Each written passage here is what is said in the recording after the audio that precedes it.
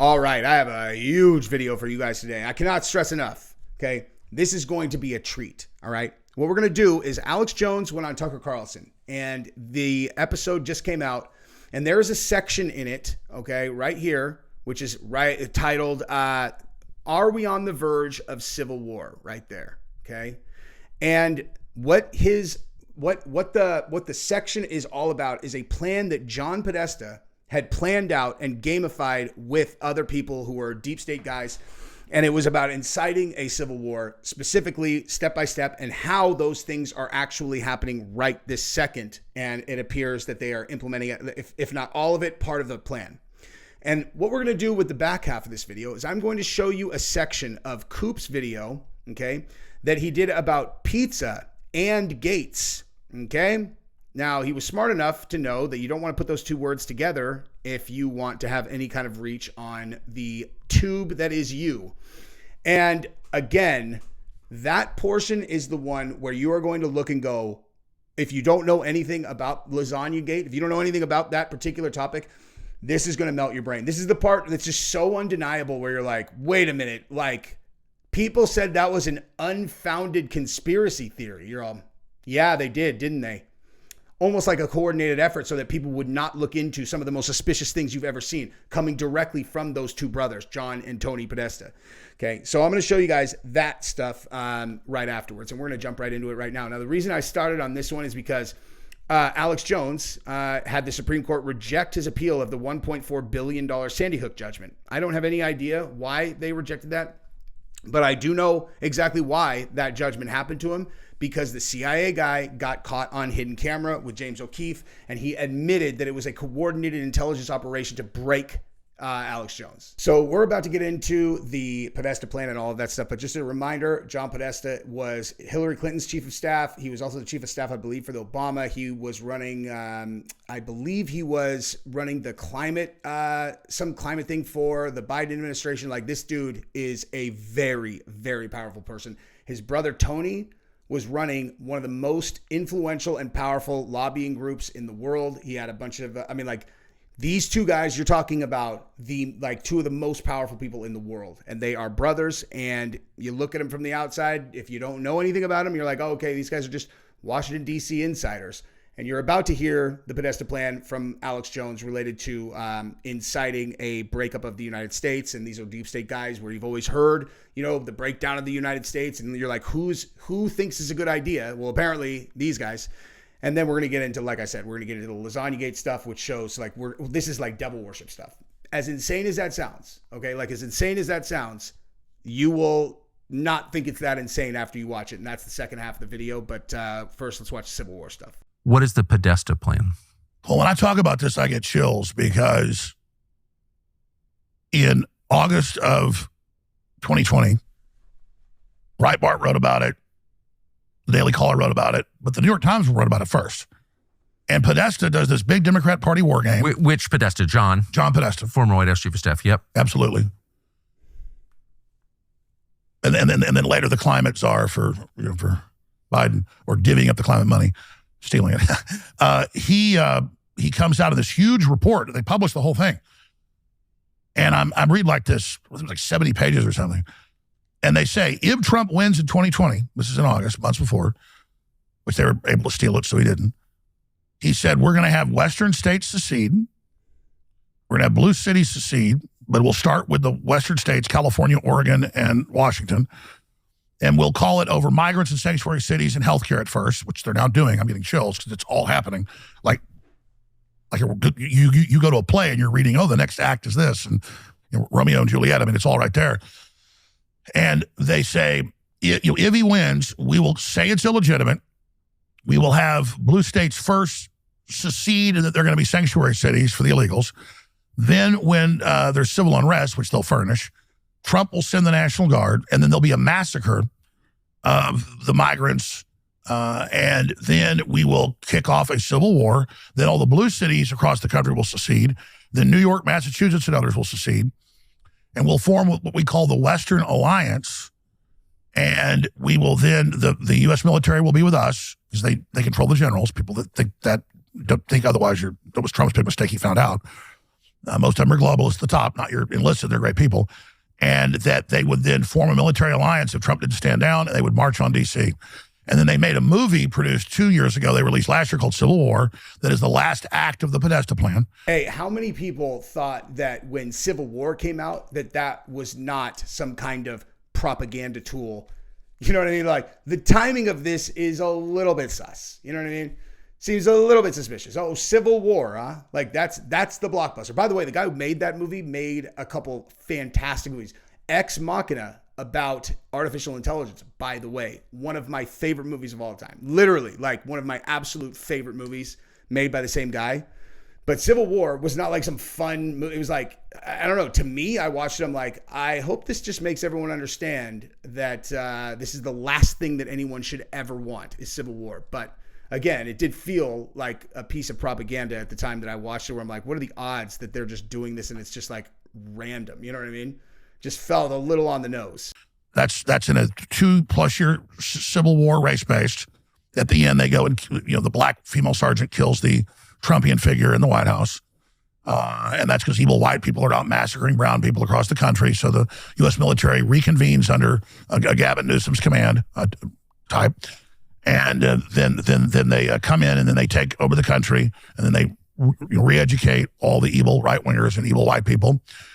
And then I saw Gavin Newsom on Colbert about 3 weeks ago, and he said, oh, we're forming, and they hold a map up, the Western Alliance, and it's for migrants and healthcare, and we're getting ready to go on offense. And Colbert goes, ah, he does that demon face, he goes, ah, and the whole crowd goes, ah, because they're all read in on this. We have countless videos at rallies in Austin and Denver and New York where the left goes, soon Trump and Homan will kill a bunch of us. And when they do, that's when the uprising begins. So they're all read in on this. They all know it is the Podesta Plan. They all know it's the Western Alliance. They all know it's the Western offense. And so you have the Soros NGO-funded No Kings events, like they had on the 14th of June, when the guy that worked for Tampon Tim went around reportedly, killing senators and state reps there at the state level. He later told the FBI and wrote a letter saying, no, I did this for the Democrats as a false flag, so that Tim Walz could, play victim. He supposedly had a bunch of accomplices, but they didn't help him. They caught his wife and a bunch of people with passports, guns, and money, fleeing the area. But within 2 hours of the attack, they had his roommate on TV saying, he loved Trump and Alex Jones. Now, for anybody who doesn't remember what we're talking about, this was this guy, Vince Bolter, who went around and who had been on Tim Walz's community, whatever, outreach, like I don't know, whatever. One of his, he was an appointee of Tim Walz, and he had been there for 4 years. And then the mainstream media convinced everybody that he was a MAGA Republican by having his roommate come out and be all, oh yeah, he loved Trump. He's a MAGA guy. The guy was a 4-year appointee of Tim Walz, dude. Do you guys know a lot of Tim Walz appointees that then suddenly within 18 months become MAGA guys? Like, it's absurd. And his manifesto, the real manifesto that he wrote, or his confession, directly said that Tim Walz had ordered him to do this. Now, everybody kind of wrote it off as him being crazy, of course, because I would think of anybody who would go and murder a bunch of people who are lawmakers as crazy. You know what I mean? But the thing is, these plans, these things that they do, they are meant to sound crazy. And what I find very, very suspicious about all of these things, every one of these public pieces of violence, is that somehow they always find a way to make it appear to the left that it's someone on the right, and to the right that it's someone on the left. Every time. Every single time. Charlie Kirk's killer, to us, obviously, left-wing radical. If you go ask anyone on the left, I'm telling you, the majority of them believe that he was a MAGA kid because, his family's conservative. He came from a Utah family. They just leave out all that other stuff that it's like, no, this is a MAGA kid. Okay. Like, he learned how to use guns from his MAGA parents. Okay. So anyway, that's what he was referencing. Isn't that interesting? Just all very scripted. But my point is, now you have the No Kings this weekend. And we now have Schumer on Monday, went on MSNBC and said, we need to have a forceful uprising. We need to have a forceful uprising. What's the exact quote? My producer's over there. He said he wants to keep the shutdown going at least until next Saturday, the 18th, to get the maximum amount of anger that they can get. You have Hakeem Jeffries saying similar things. So they're not even hiding any of this anymore. So the idea is to whip their supporters into a frenzy, basically do BLM 5 years later. Yes, but on a much wider scale. And so when you have, here I'll put the actual quote, when you actually have, as I have it posted on my X for Alex Jones, when you have these guys openly saying this, I mean, this is as big a deal as it gets. Forceful uprising. I want to get it exactly right. Forceful uprising. Chuck Schumer called for a forceful uprising? Forceful uprising because of the indictment of Letitia James on mortgage fraud. Hey, let's see if there's anything that would support that story.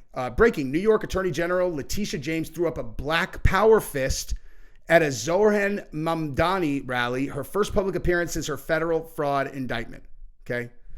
Now, keep in mind, this is the woman who indicted Trump, saying that he had inflated the values of his buildings when he did those loans, which had all been fully paid back. There was no victim whatsoever. Okay. There was no crime. Everybody who knew anything about real estate was like, this is not a crime. It's up to the bank to go do their own appraisal. Okay. You can't just you don't just say what your stuff is worth and they don't validate it. The bank is supposed to validate the value, statements, obviously. Okay.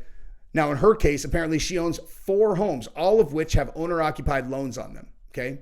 So when you go and buy a second home and you're like an investment property, if you are going to live in that property, then you tell them, hey, we're moving to this property. And they go, okay. And you have to sign a thing that says I'm moving to this property, because your interest rate is going to be different if it's an investment property versus you living in it, because people are much more likely to make their payment if it's a home that they live in versus it being an investment property that someone is renting and maybe they don't pay their rent and then you don't have the money to pay your mortgage. Okay. It's a higher risk loan. So you're supposed to be honest about it and you're supposed to get that represents the higher risk that you are as a borrower when it's an investment property. She lied on all of her properties. She has nothing but owner occupied. So she did commit mortgage fraud. Okay. This is a thing that, listen, am I going to pretend this is something that people don't do, from time to time?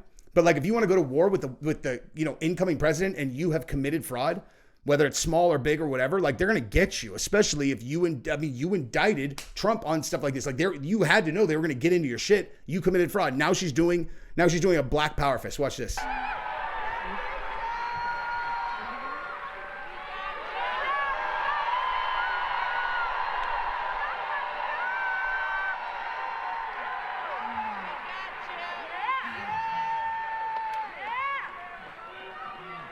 I love you. I love you. No, you don't. No, you don't. Okay?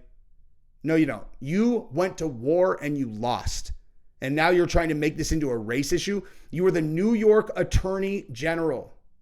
Okay? The idea that you are the victim of racism is laughable. Laughable. This is just a card that you play when you get jammed up. Everybody knows it who knows anything about anything. This is my number one pet peeve in the world. Do not try to pretend that the country is racist because you committed fraud and you went to war with someone and you lost. And now you're a victim of racism. Absurd. Embarrassing. Okay. If you guys want to know why, if you are a Democrat, don't pay attention to this stuff. And then you look over to the right and you're all, they just sound racist, because we're shut up, Letitia James. You really think that this is because you're black? It's because you're not paying attention. They are the ones that are using race as a weapon. Okay. You just are not paying close enough attention to recognize what she's done here. It's a joke. It's an absolute joke. So Chuck Schumer saying a forceful uprising he wants a forceful uprising.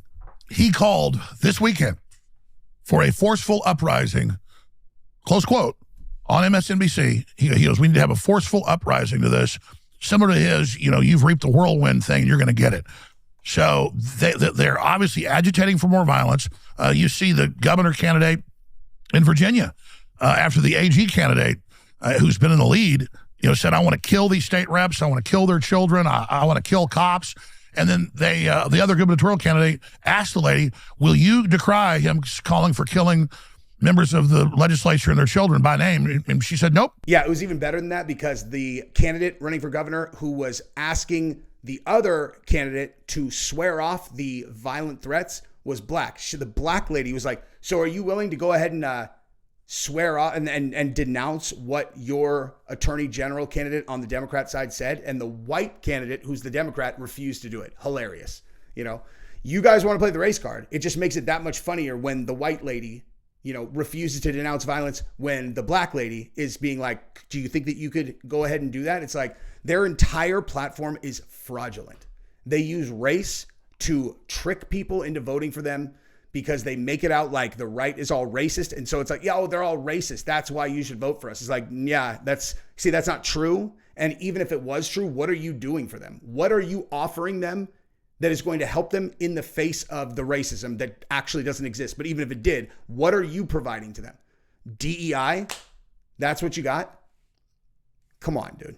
Okay. Now, let's move over to the other part, the fun part. Okay. So you guys should all go watch this 50-minute documentary that Coop did, but I want to show you specifically the portion about the Podestas. Okay. Now, the reason that this entire thing happened, Lasagna Gate / pizza. Okay. The reason this happened is because John Podesta's emails got hacked by someone, and then WikiLeaks put them out. And when people went through John Podesta's emails, they found incredibly suspicious code words all the way throughout the emails. Okay. Like we'll learn all about this. But the part that I think is very important for people to recognize is that when they started digging under the hood of these people, they found things that are like, what is this? And specifically what we're going to look at right now is their taste in art. Okay. Watch this. Last night was fun. Still in torture chamber. Another question. Do you want to have Feb 14 Valentine's Day dinner? Sent from my iPad. Now, you may be confused for a second why Podesta is emailing himself. Well, in reality, in relation to the suspicious emails, this is where we get introduced to Tony Podesta from. And it's Tony who's emailing John Podesta in this case. Now, Tony is a rabbit hole in and of himself, and he could be an entire video, but something worth noting about him is that in 2017, his massive lobbying firm that he began, he was forced to step down from because of investigations by the FBI. Good to know going into what we're going to be discussing next. The Podesta brothers. For the record, Podesta brothers, if you want me to stop talking about you, all you have to do is just email me, dude. Okay? I am sufficiently, absolutely fucking terrified of you guys. All you got to do is ask, man. Okay? Nothing needs to happen. Like, I am the happiest person in the world, living my dream. There is no scenario where I would get depressed and do anything like that. You guys don't need to do that to me. Just ask, man. And I'll be like, all right, I didn't know you knew who I was. This is the end of my coverage of this. But, you know, everybody already knows. But, like, I'm just saying, okay? I am sufficiently terrified of you guys. Brothers combined are a power couple, influencing politics as a whole, but especially leftist politics and political thought. And many people take this email literally and assume he is referring to a child in a literal torture chamber, which is possible and also possibly untrue. But it's another side of Tony that really makes me and other people give credence to the thought that he could be talking about a very literal torture chamber at this moment, as what stands out about Fat Tony Podesta is his obsession and collection of disturbing art, disturbing being an understatement. Much of it, in fact the mass majority of it, I'm not going to be able to show here because it's either porn or children, and it would completely violate every term of service, so I'm gonna have to stick to the ones I can show you, and if there's something else, I'll just pull it up for you. Indeed, there's so much art I can't show it all, let alone talk about each of them, so I'm just gonna have them circulating on screen for you to admire, which seems like a bad word in this context. All right, so first one, anyone in their right mind, the red flag should be waving right now. What is that thing? That is some kind of demon who is apparently grabbing onto a young girl, hooking her, whatever. He looks like he is luring her in some way with very bad intentions, obviously. And basically every single art piece that you're going to see, he has 270 in total, by the way, seem to have the same type of theme.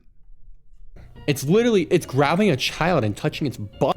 And if there's anything that's made me lose faith in mankind, it's that there are people online who describe this as amazing, beautiful, and evoking a powerful response. And those people I refuse to believe are alive, and instead I just want to assume for our sake that they're just bots, but I don't know, because some people actually think that this is art. This next piece we only know exists because of a picture of Tony Podesta's stairwell, and you can see in the distance a child wearing a diaper being lifted up by a man pretty harshly based on how much squeezing is going on. This next one, with Fat Tony in the background, many presume to be based off of the death pose of one of Dahmer's victims. Dahmer enjoyed putting his victims in what he referred to as... That's not what that is, by the way. That last one is, it has something to do with psychiatry or something where like it's the throes of the whatever. It's still totally crazy, but funny or cool poses. The other angles of this statue also show that it has been decapitated, and I would be hard pressed to be convinced the making of this statue had nothing to do with the Dahmer pose, considering they matched down to the physique. I'm not sure if I'll be able to show the image of the Dahmer victim, but I'll show as much as I can. Also, Fat Tony smiling like he won the Little League Championship with the corpse art of a Dahmer. I am not signing off on anyone calling Tony fat, for the record. I think Tony is in incredible shape. I think that he probably has a six-pack. I would never speculate on his body being anything other than perfect. And if you do, he will. I think he's the leader of this thing, by the way. Okay. If you guys, for the people who know, okay, I think he's the top dog. Like, I think he's the guy that everyone else, like, he's like the guy. And everybody else is following him. Victim in front of him, that is peak evil. This next one, which is just a woman lying on her back on a tiny bed, and it sort of reminds me of the Epstein massage room at his various estates. Already not something you should own. It's creepy and wrong, but this is actually a two-piece set, or many pieces really. And mind you, this is a miniature anatomical wax statue with a removable front torso, so there should be no surprise what the next image in this set is going to be. And it's this. A woman with her organs being flung out dead on some weird mattress thing. And the name of the art is Dismembered. Shocker. And be honest, if your mother or father owned a piece of art glorifying the slaughter, dismemberment, and removal of organs from a woman, would you, like me, be sprinting out the door? But when a DC lobbyist influencing the fate of mankind... This piece of art that you are luckily having the tough part blurred out, if I walked into someone's house and I saw this on their wall, okay, because the part that you're not seeing is another one of these large figures that you are seeing around the bed on top of a very, very small figure, okay? Like what you could read right on top of it, okay? You could read right on top of it right there. Like, this is not exaggerating what this is, okay? Like, this is exactly what this piece of art is. Who would own this? Okay, what kind of person would own this piece of art? Okay, let's continue. Has this sort of art in his house, one should be asking more questions and seeing what Fat Tony is really. See that?